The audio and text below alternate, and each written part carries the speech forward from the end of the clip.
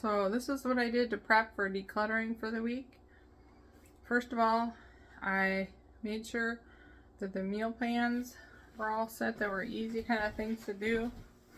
And paper plates. I also got boxes. Made a plan. Got my little signs for donate, keep, all that. And then I listened to and watched a few decluttering videos to kind of get my mindset right. The Purpose Show for Ali Casaza is a podcast you could listen to also.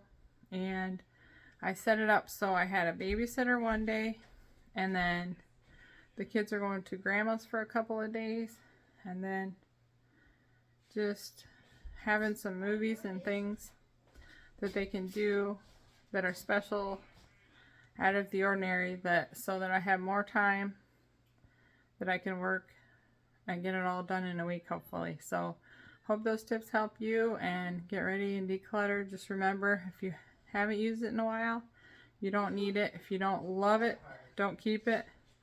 If you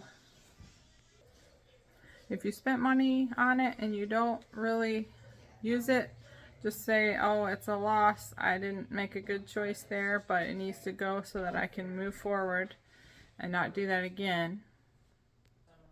One thing I say with my kids is, if you don't want to clean it up, pick it up, move it, clean it, or take care of it, don't keep it.